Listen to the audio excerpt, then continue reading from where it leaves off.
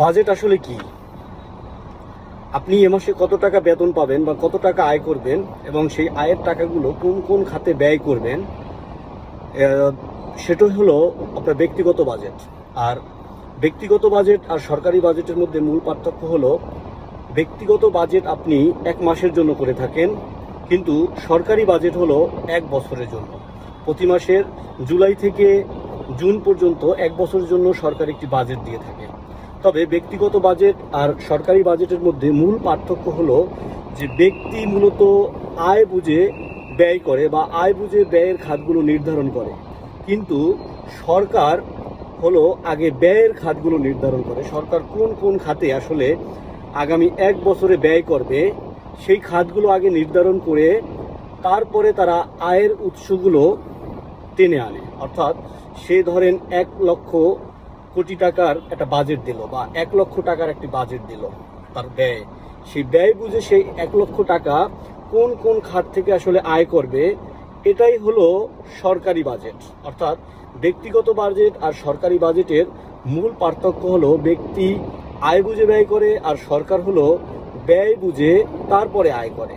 তবে সরকারের যে বাজেট, সরকারি বাজেটের কারণে ব্যক্তির বাজেটের উপরে প্রভাব ফেলে, কিন্তু ব্যক্তির বাজেটের কখনো সরকারি বাজেটের উপর প্রভাব ফেলে না। অর্থাৎ সরকারের কি নির্ধারণ করলো, সরকার বাজেটে কর আরোপ করলো, কিভাবে কি করলো, সেটা অনেকখানি ব্যক্তির ব্যক্তিগত আয়ের উপর প্রতিফলিত হয় বা এফেক্ট করে।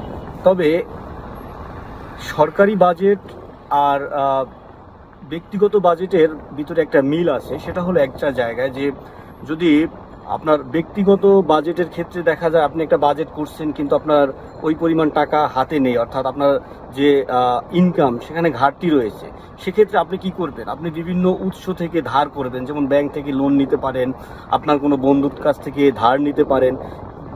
সরকারও একই কাজ করে, অর্থাৎ সরকারও বিভিন্নভাবে যদি তার যে পরিমাণ ব্যয় তিনি নির্ধারণ করলেন ওই পরিমাণ আয় আসলে তিনি বিভিন্ন খাত থেকে করতে পারলেন না, সেক্ষেত্রে সরকার বিভিন্ন উৎস থেকে লোন নিয়ে থাকে। যেমন সরকার বন্ড ছাড়ে, বিভিন্ন ধরনের বন্ডের মাধ্যমে আয় করে, বিভিন্ন ধরনের দাতা সংস্থা থেকে লোন নেয়, যেমন IMF, ওয়ার্ল্ড ব্যাংক, এদের কাছ থেকে সরকার লোন নিয়ে থাকে।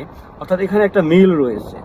তবে সরকারের যে বাজেট, সে বাজেট সবসময়ই এই যে উন্নয়নশীল দেশের জন্য একটি ঘাটতি বাজেট খুবই ভালো। তবে ঘাটতিটা যদি 5% বেশি হয়ে যায়, সেক্ষেত্রে আবার ওই দেশ দেউলিয়া হওয়ার সম্ভাবনাও থেকে যায়, কারণ এর বেশি পরিমাণ লোন যদি আমরা বা সরকার নিতে যায় সেক্ষেত্রে একটা ঝামেলা লেগে যায়।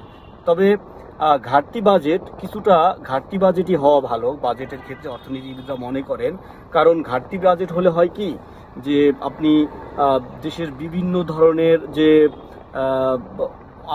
আনইউজড যে খাতগুলো রয়েছে, অব্যবহৃত খাত, এগুলোর উপর চাপ বাড়ে এবং এগুলো ব্যবহৃত হয়, বা সরকারের একটা বিভিন্ন ধরনের যে বিভিন্ন সংস্থা, বিভিন্ন প্রতিষ্ঠান যে কর ফাঁকি দেয়া বা করে, এগুলোর ক্ষেত্রে সরকার খুব বেশি তৎপর হয় যে সরকারের আয়গুলো বাড়ানোর জন্য কিভাবে করা যায়। এই জন্য সরকার করে কি, যে তার বিভিন্ন ধরনের আয়ের উৎস খোঁজার জন্য যে দেশের যে সম্পদের একটা সঠিক ব্যবহার এখানে হয়ে থাকে। এই জন্য আসলে ঘাটতি বাজেটটা খুবই ভালো বলে মনে করা হয়, কিন্তু সেটা 5% বেশি যদি হয়ে যায় সেটা আবার বিপদ ডেকে আনে। বাজেটের সময় যেমন উৎফুল্লতা আছে, তেমন রয়েছে চিন্তা ভাবনারও বিষয়। যেমন যদি একটা দেশের জন্য বাজেট আসে তখন নাগরিকদের একটু কিছুটা উৎফুল্ল মনে হয়, যেমন নতুন বাজেট আসবে, নতুন কোনো বিনিয়োগ আসবে, নতুন কোনো রাস্তাঘাট হবে, নতুন কোনো শিক্ষা প্রতিষ্ঠান হবে সরকারিভাবে, নতুন কোনো নিয়োগ আসবে জনগণের জন্য, এটা একটা খুশির সংবাদ।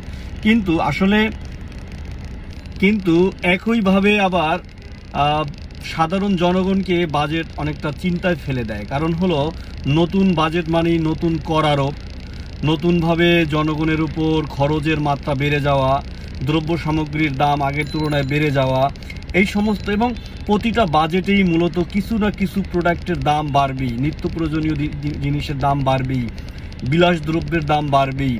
এই সমস্ত জিনিসগুলো যারা মাথায় রেখে চলে তাদের জন্য বাজেট আসা মানে কিছুটা ঘাড়ের উপর কিছুটা বোঝা চেপে যাওয়া। এই জন্য যে জুন জুলাই মাস আসলে যারা সচেতন তাদের একটু ঘুম হারাম হয়ে যাওয়ার মতো অবস্থা হয়। যদিও অর্থমন্ত্রী এবং অন্য যারা সংসদে বাজেট নিয়ে কাজ করে তাদের জন্য একটি ঈদ সময় অতিবাহিত হয় এই সময়ে।